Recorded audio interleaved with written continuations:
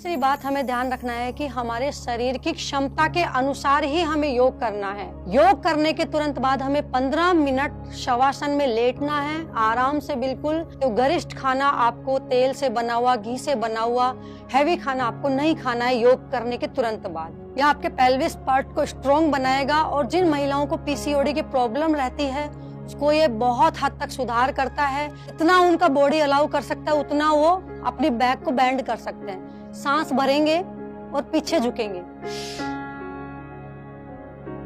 जो सूर्य नमस्कार है ये आपकी बॉडी को डिटॉक्स करता है। तो महामृत्युंजय जाप करते टाइम फर्स्ट फिंगर को और अंगूठे को दोनों को इस तरीके से टिप कर ओम भूर्भुवः स्वः ओम त्र्यंबकं यजामहे सुगंधिं पुष्टिवर्धनम् उर्वारुकमिव बन्धनान् मृत्युर्मोक्षयमामृता।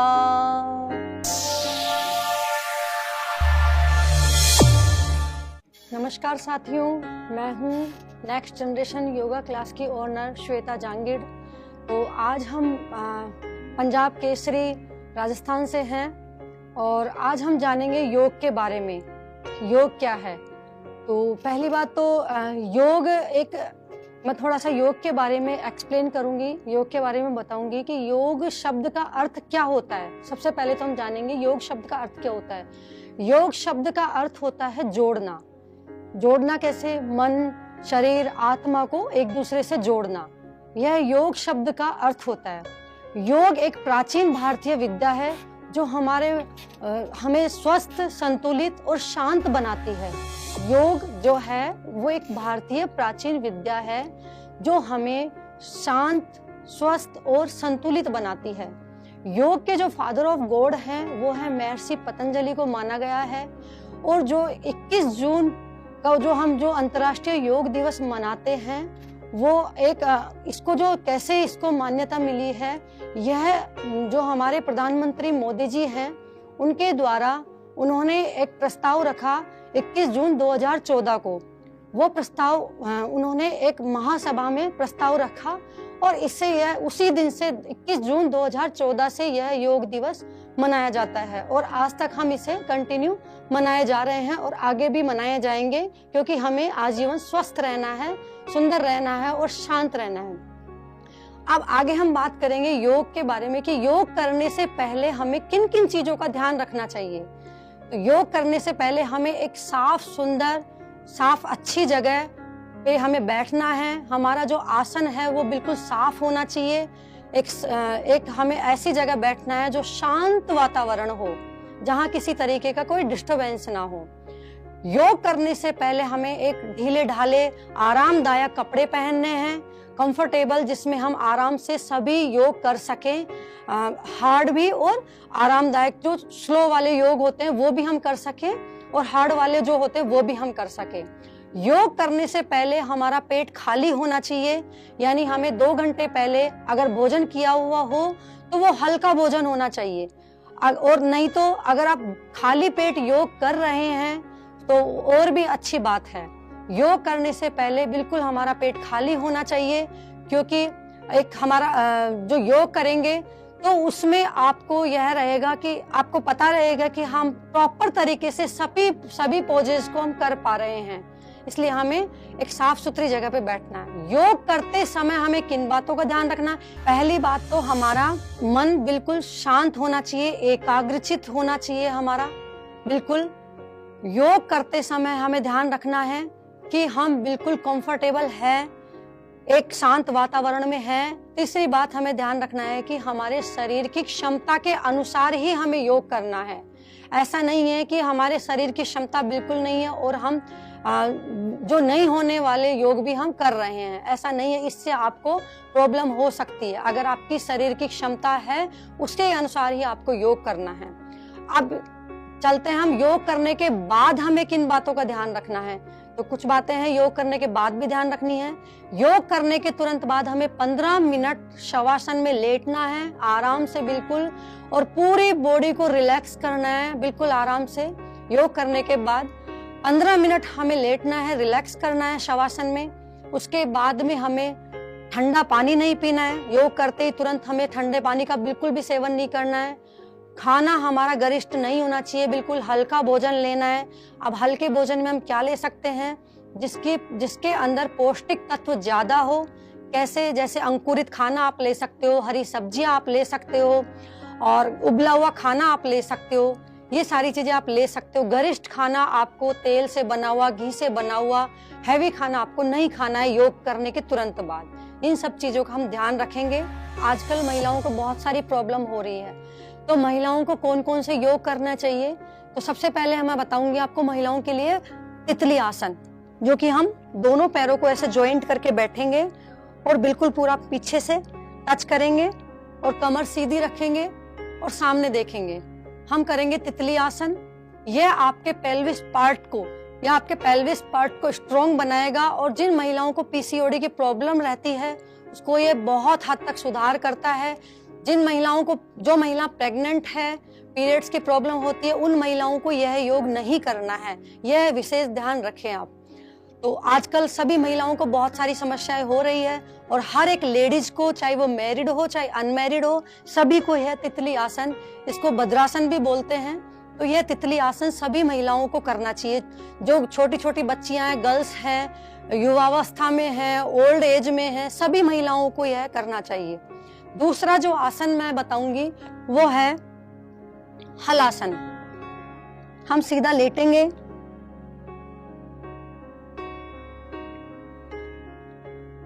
और हमारा 30 डिग्री पर हमारे दोनों पंजों को उठाएंगे। 30 डिग्री पर दोनों पंजों को उठाएंगे, फिर 45 डिग्री पर उठाएंगे, फिर 60 डिग्री पर उठाएंगे एंड 90 डिग्री पर उठाएंगे। यहां तक हम आके 90 डिग्री पर आके हम पूरा पीछे जाएंगे, इसको बोलते हैं हलासन, और हमारे दोनों हाथ वहीं रहेंगे। दोनों हाथ हमारे वहीं रहेंगे।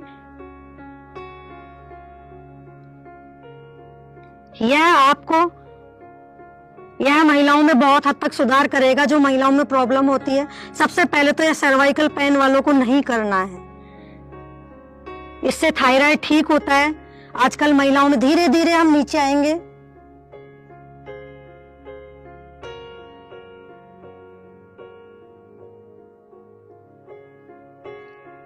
आजकल महिलाओं में प्रॉब्लम हो रही है सर्वाइकल पेन, बैक पेन। तो जिसको ज्यादा हार्डली पेन है, ज्यादा स्ट्रिक्टली हो रहा है, उसको बहुत ज्यादा दर्द हो रहा है, उसको यह हलासन नहीं करना है। जिसको हल्का बैक पेन है उसको करना है। इससे थायराइड ठीक होता है, और मोस्टली ये थायराइड के लिए, क्योंकि पूरा प्रेशर हमारे गर्दन पे, नेक पे आ रहा है, तो ये थायराइड वालों के लिए बहुत अच्छा आसन है। तीसरा जो आसन है वो है नौकासन। दोनों पैरों को उठाएंगे 45 डिग्री एंड दोनों हाथों को सामने लेके जाएंगे और ओनली होल्ड रखना है। ओनली होल्ड रखना है आपको। यह है नौकासन। यह सबसे बेस्ट आसन है। इससे आपके कोर मजबूत होंगे, आपके जो पेट की जो मसल्स है कोर की, वो स्ट्रोंग होगी, और इससे बेली फैट भी धीरे धीरे नीचे आएंगे। इससे बेली फैट भी कम होता है। ये थे हमारे आसन। 3 आसन थे ये महिलाओं के लिए, जो महिलाएं कहीं भी एक साफ सुथरी जगह देखकर कहीं भी कर सकती है, अपनी सुविधा के अनुसार। एक शांत वातावरण हो और साफ सुथरी जगह हो। अब हम बात करेंगे यूथ जनरेशन की, जो आजकल जो युवाओं में समस्या बहुत सारी हो रही है, तो उन्हें ज्यादातर कौन से आसन करने चाहिए। सबसे पहले मैं आसन करूंगी कपोत आसन। तो हमारा राइट लेग पीछे जाएगा और लेफ्ट लेग को बेंड करना है। इसको हम ऐसे भी कर सकते हैं, दोनों पैर पीछे करेंगे और लेफ्ट वाला लेग आगे आएगा इस तरीके से। पंजे को पीछे करेंगे, पंजा पीछे की तरफ रहेगा। अब इसमें हम दोनों हाथ जमीन पर भी रख सकते हैं और दोनों हैंड क्लोज भी कर सकते हैं, ज्वाइंट भी कर सकते हैं दोनों हैंड्स।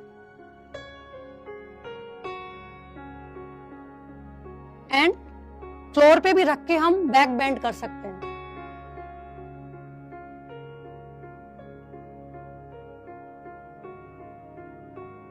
यह है कपोतासन। इससे आपको बैक में जो पेन है उसमें आराम मिलेगा। बैक बेंडिंग में आपको फ्लेक्सिबिलिटी में भी बहुत ज्यादा असर दिखेगा। आपको बेंडिंग में बहुत अच्छा लगने लगेगा पहले से। दूसरा जो आसन है वो है भुजंगासन। उल्टा लेटेंगे हम,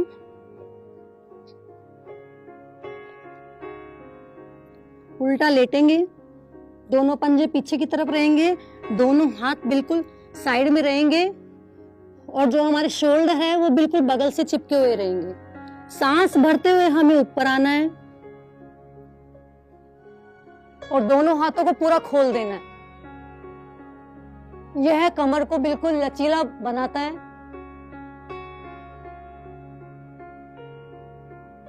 डाउन होंगे, सांस छोड़ते हुए नीचे आना है। एक बार वापस बताती हूँ मैं। सांस भरते हुए हमें ऊपर आना है और सांस को रोक के रखना है जब हम ऊपर आएंगे।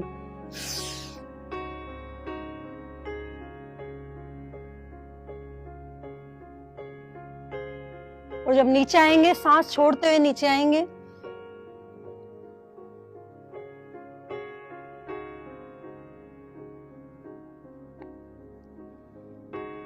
इस आसन को करने से, सबसे पहले तो इस आसन को करने से हमारा जो बैक पेन है उसमें आराम मिलता है, हमारे कोर मजबूत होते हैं, हमारे थाइज मजबूत होते हैं, हमारा अपर पार्ट है वो स्ट्रोंग होता है, हमारे आर्म्स जो हाथों की हाथ हैं वो इससे मजबूत होते हैं और हमारा डाइजेस्टिव सिस्टम भी इससे ठीक रहता है। तीसरा जो आसन है वो है शलभासन। दोनों मुट्ठियां बंद करेंगे ऐसे और हमारी थाइज के नीचे रखेंगे।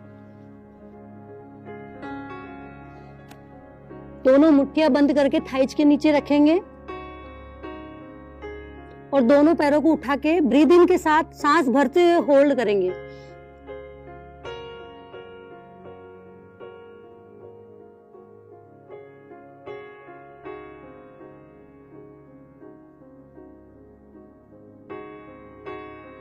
रिलैक्स करेंगे सांस छोड़ते हुए, सांस भरते हुए वापस उठाएंगे। पंजे बाहर की तरफ खिंचे हुए रहेंगे। रिलैक्स करेंगे। ये 3 आसन है युवाओं के लिए।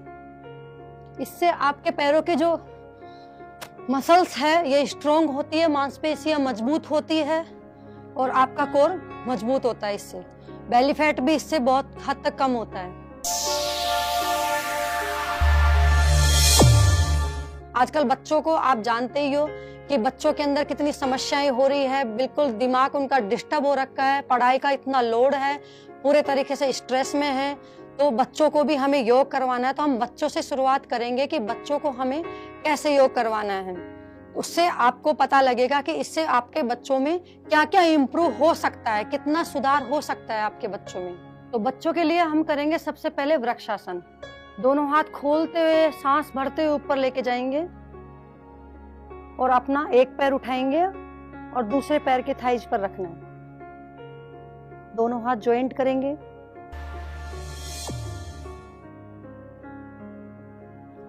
इसके फायदे क्या हैं?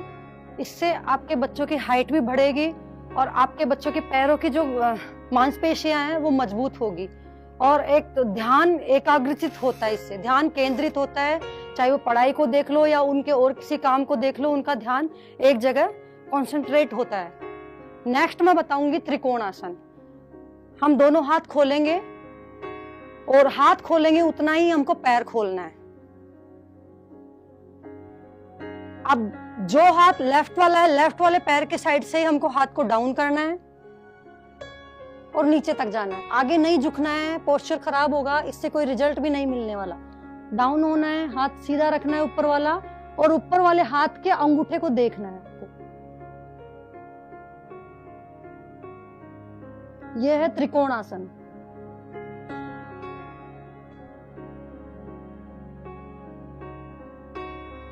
वापस सीधा आएंगे, दूसरी साइड से करेंगे सेम इसी को। ऊपर वाले हाथ के अंगूठे को देखना है।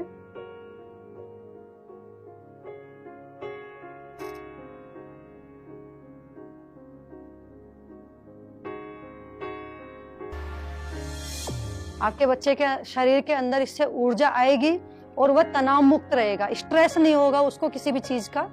और नेक्स्ट मैं बताऊंगी उत्कट आसन। दोनों पैरों को ऐसे ज्वाइंट करेंगे, दोनों हैंड्स को भी ज्वाइंट करेंगे और दोनों घुटनों को बेंड कर देंगे। यह है उत्कट आसन। दोनों हाथ सीधे रहेंगे और दोनों पैरों को बेंड करके होल्ड करेंगे।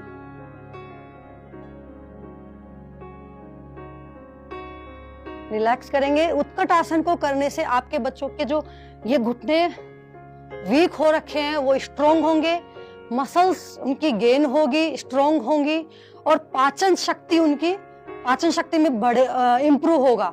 इंप्रूव कैसे? जैसे खाना उनको डाइजेस्ट नहीं होता, बार बार उल्टी आना, बार बार लूज मोशन होना, तो इससे उनको काफी हद तक आराम मिलेगा इस आसन को करने से। नेक्स्ट मैं बताऊंगी जो बुजुर्ग जो होते हैं उनके लिए मैं आसन बताऊंगी। सबसे पहले मैं बताऊंगी अर्ध चक्रासन। अर्ध चक्रासन में कैसे करेंगे? दोनों पैरों को थोड़ा सा खोलेंगे। यह बुजुर्गों के लिए है जो वो आराम से कर सकते हैं, जितना उनका बॉडी अलाउ कर सकता है उतना वो अपनी बैक को बेंड कर सकते हैं। सांस भरेंगे और पीछे झुकेंगे।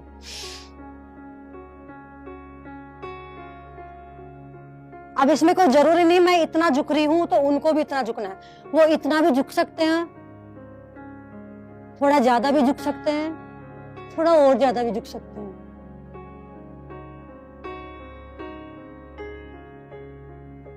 ये है अर्ध चक्रासन।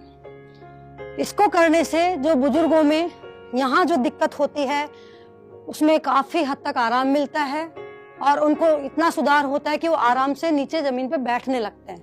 कमर से जो लोग चेयर पे बैठते हैं इस आसन को करने से वो आराम से जमीन पे बैठ सकते हैं। दूसरा मैं बताऊंगी हस्त उत्तान आसन। हमारे दोनों हाथ नीचे रहेंगे, इनको ऊपर लेके जाना है सांस भरते हुए। यह होता है हस्त उत्तान आसन।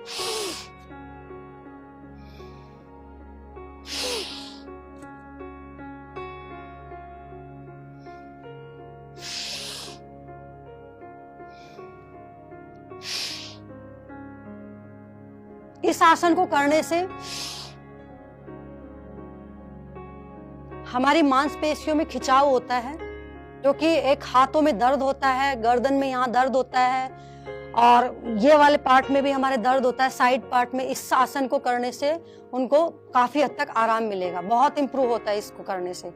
तीसरा मैं बताऊंगी अर्धकटी चक्रासन। अब अर्धकटी चक्रासन में क्या करना है? हमारे शोल्डर के जितना गैप लेना है, जितना गैप हमारे शोल्डर के बीच में है उतना ही गैप हमको पैरों में लेना है। और दाहिना हाथ हमारे दाहिने पैर के ऊपर ही रहेगा और जो बाहिना हाथ हमारे बाहिने पैर के ऊपर रहेगा और दाहिना हाथ हमारे ऊपर से जाएगा।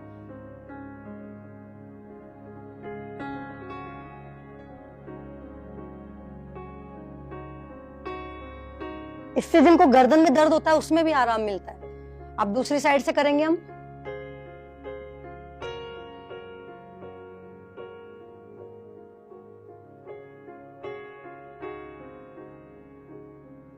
ये 3 आसन हैं जो हम बुजुर्गों के लिए बता सकते हैं, वो कहीं पर भी कर सकते हैं, उनको काफी हद तक आराम मिलेगा। मैं सूर्य नमस्कार बताऊंगी सभी के लिए। इस सूर्य नमस्कार को सभी कर सकते हैं और एक अच्छी साफ सुथरी जगह पर, लेकिन इसको किसे नहीं करना वो भी मैं बाद में बताऊंगी। पहले हम करेंगे सूर्य नमस्कार, जो कि एक इतना इफेक्टेड होता है ये कि आप बच्चों के लिए भी कोई भी इसे करेगा उसको इसके बहुत अच्छे रिजल्ट मिलेंगे। तो इसके बेनिफिट्स मैं आपको पूरा बताऊंगी, किसे नहीं करना किसे करना है वो मैं इस आसन को करने के बाद बताती हूँ। अभी मेरे साथ आप करेंगे सूर्य नमस्कार। तो सबसे पहले सांस भरते हुए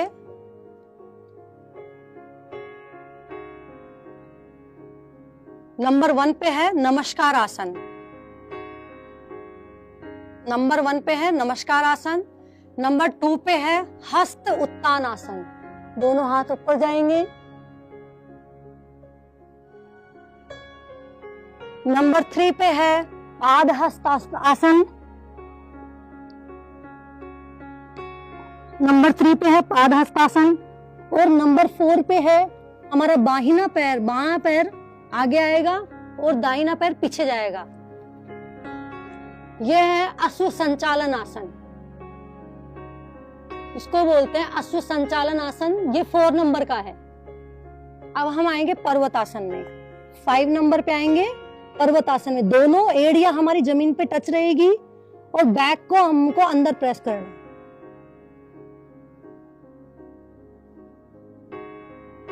अब आएंगे हम अष्टांग नमस्कार में। पर्वतासन के बाद हम आएंगे अष्टांग नमस्कार में 6 नंबर पे। 7 नंबर पे आएगा भुजंगासन।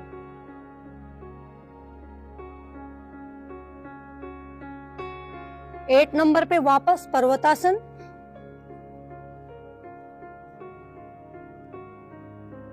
9 नंबर पे आएगा अश्व संचालन आसन।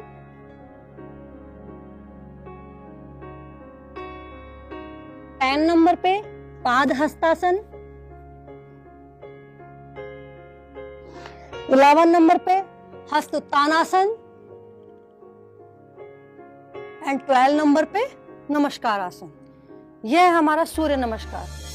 तो यह था सूर्य नमस्कार। इसे कोई भी एज ग्रुप का कोई भी इंसान कर सकता है। ऐसा नहीं कि इसे बच्चे ही करे, बड़े ही करे, इसे बच्चों से लेके बुजुर्ग तक कोई भी कर सकता है। लेकिन इसको किसे नहीं करना? पहली बात तो जिनको अटैक आया हुआ हो, कई बार ऐसा होता है कि छल्ले डले हुए हैं और बहुत सारी दिक्कतें हो रखी है, उनको इस आसन को नहीं करना, सूर्य नमस्कार को नहीं करना। प्रेग्नेंट लेडीज को भी यह नहीं करना है सूर्य नमस्कार बिल्कुल भी। जिनको पीरियड्स की प्रॉब्लम है उनको भी सूर्य नमस्कार नहीं करना है। और इसके बेनिफिट्स मैं बताती हूँ कि इसके बेनिफिट्स क्या क्या है। यह वेट लॉस के अंदर बहुत अच्छी हेल्प करता है, इसके बहुत अच्छे रिजल्ट हैं। अगर आप कंटिन्यू डेली 51 से 108 तक सूर्य नमस्कार करते हैं तो आपका मंथ में 3 से 4 किलो तक वजन कम हो सकता है। दूसरी बात, आपकी पूरी मांसपेशियों में खिंचाव होता है। जैसे आपको आलस आ रहा है और ऐसा लग रहा है लेजी लेजी सा लग रहा है, तो उसमें आपको फुर्ती आती है इस आसन को करने से। यह जो सूर्य नमस्कार है ये आपकी बॉडी को डिटॉक्स करता है, आपकी बॉडी को डिटॉक्स करता है ये, और आपके पेट को बिल्कुल एक तरीके से हल्का रखता है। इसको करने से, सूर्य नमस्कार को करने से पेट बिल्कुल हल्का रहता है। हमारे हाथ मजबूत होते हैं और जो घुटनों में, पैरों में दर्द होता है वो सूर्य नमस्कार को करने से बहुत हद तक रिलीफ मिलता है। उसमें कमर में काफी हद तक सुधार होता है। लेकिन जिनको सर्वाइकल पेन है, बैक पेन है, वो इस आसन को स्लो करें, फास्ट स्पीड से नहीं करना है। जिनको दिक्कतें हैं कमर में और सर्वाइकल में, डिस्क की प्रॉब्लम है, उनको ये आसन या तो अवॉइड करें, और अगर उनकी इच्छा है करने की तो इसको बिल्कुल धीरे धीरे आराम से सांस को फील करते हुए, पूरा इनहेल डीपली, एक्सहेल स्लोली करते हुए इसको करना है आराम से। अब मैं आपको कुछ हेल्दी टिप्स बताना चाहूंगी कि हमें और किन किन चीजों का हमें ध्यान रखना चाहिए, जो हमारी दिनचर्या में हमें पता होना चाहिए। तो सबसे पहले तो यह है कि हमें कभी भी वॉशरूम जाने के तुरंत बाद पानी नहीं पीना है। या तो वॉशरूम जा रहे हो आप तो उससे पहले आधा घंटा पहले आप पानी पी लीजिए। नहीं तो आपको ऐसा लग रहा है कि हाँ मुझे जाना है, तो फिर आप उसके वॉशरूम जाने के 40 मिनट तक आपको पानी नहीं पीना है।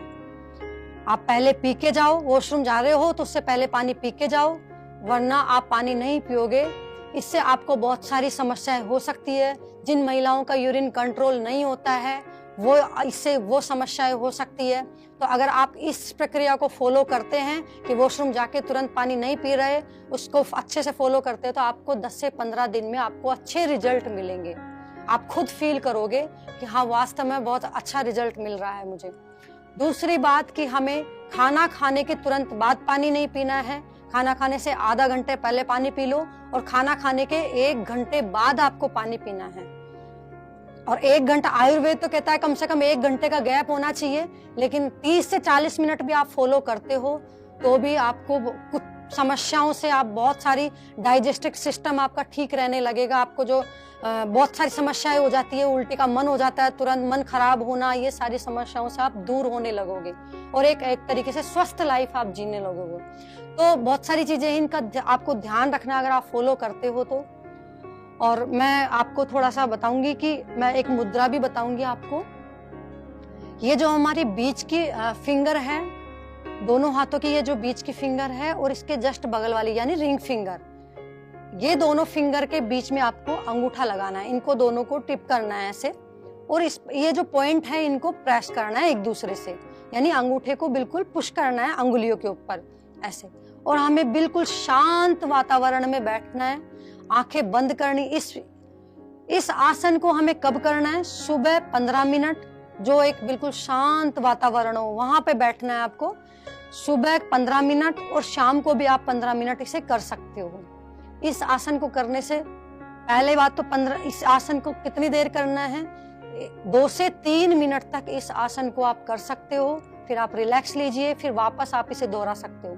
अगर आप इस तरीके से बैठना है, देखिए आप गहरा लंबा सांस लेना है और धीरे धीरे सांस को छोड़ना है। एक शांत वातावरण में बैठना है, किसी तरीके की कोई आवाज नहीं आनी चाहिए, और शांत होके बिल्कुल बैठेंगे। और इस आसन को दोनों हाथ हमारे घुटने पर रहेंगे, फर्स्ट वाली फिंगर खुली रहेगी, लास्ट वाली फिंगर खुली रहेगी। बीच वाली दोनों फिंगर और अंगूठे का दोनों पॉइंट्स को प्रेस करना है, पुश करना है एक दूसरे से, और बिल्कुल शांति से इनहेल करना है डीपली और एक्सहेल करना है स्लोली।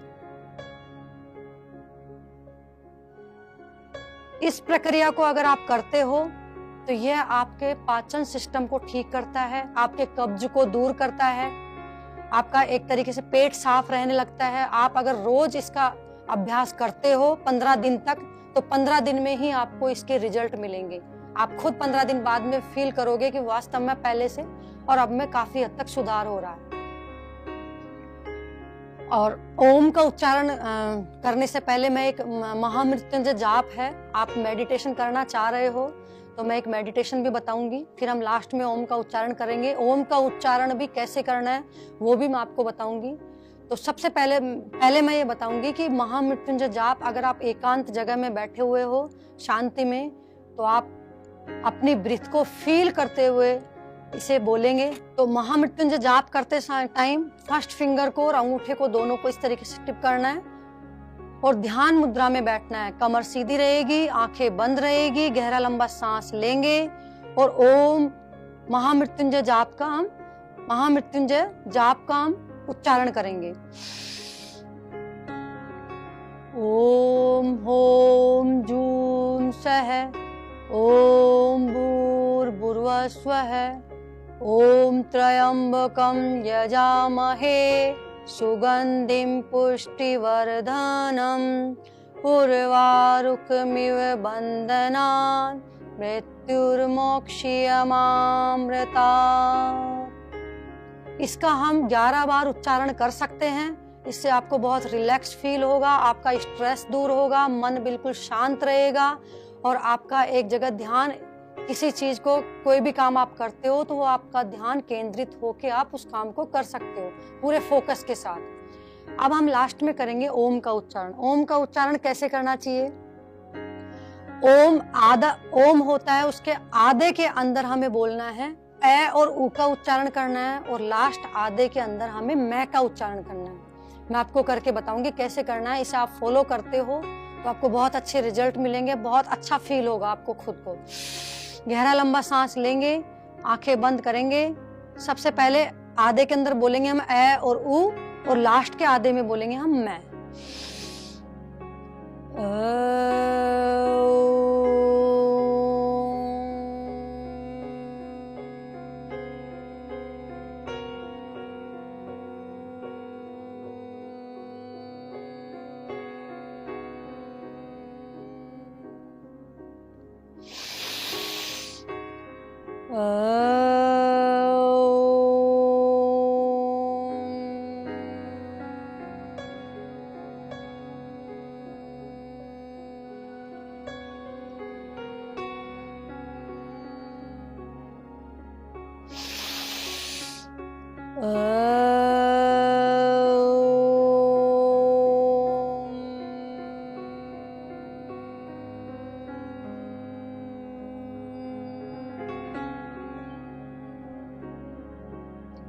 इस तरीके से हमें 3 से 11 बार तक आप इसका उच्चारण कर सकते हो ओम का।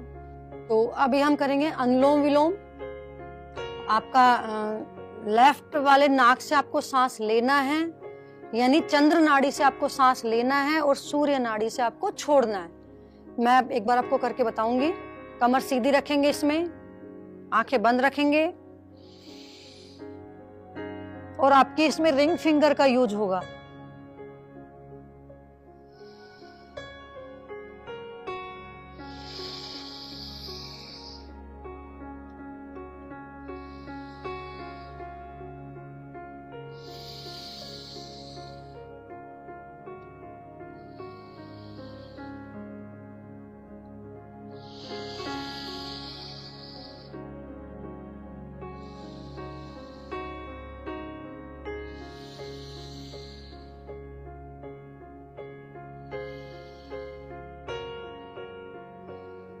आपको चंद्र नाड़ी से सांस लेना है, सूर्य नाड़ी से छोड़ना है, फिर वापस सूर्य नाड़ी से लेना है और चंद्र नाड़ी से छोड़ना है।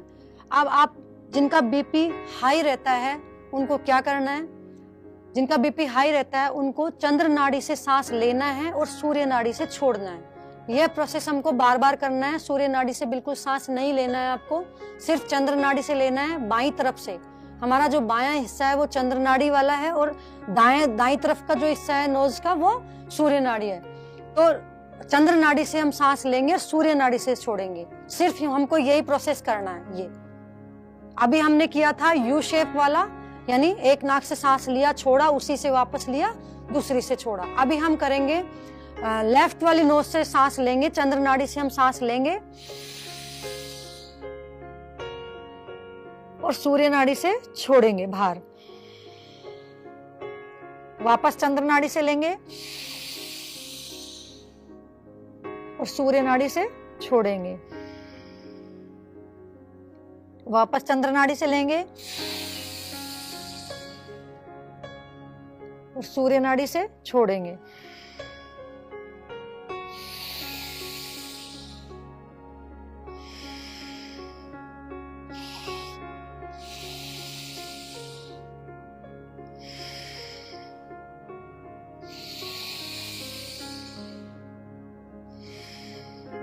ये तो था जिनका बीपी हाई रहता है उनके लिए।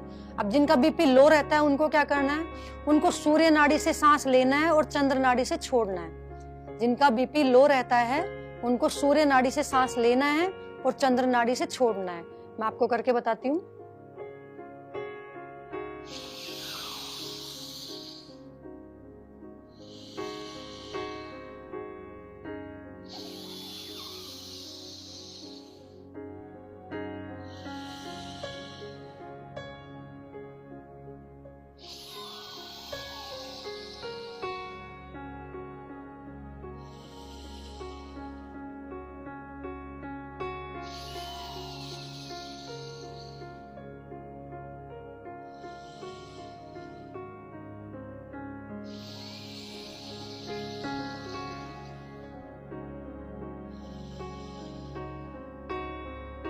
इस तरीके से करना है हमें। तो मैं यही कहना चाहूंगी कि योग सभी को करना चाहिए। अगर आपको स्वस्थ रहना है, शांत रहना है, सुखी रहना है, दवाइयों से दूर रहना है तो आपको योग करना चाहिए। हर एक दिन योग करना चाहिए अपने लिए। हर एक दिन 1 घंटे का समय जरूर निकालें, क्योंकि योग करने के बहुत सारे फायदे हैं जो कि मैंने आपको एक एक करके बताए हैं। तो अगर आप इन सब चीज़ों को फॉलो करते हैं तो आपको बहुत हद तक, आपके शरीर में काफ़ी हद तक सुधार मिलेगा। तो योग सभी को करना चाहिए, क्योंकि 21 जून को हम योग दिवस मनाते हैं।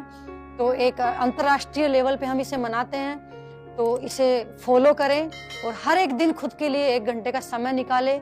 स्वस्थ रहे, सुखी रहे, यही काम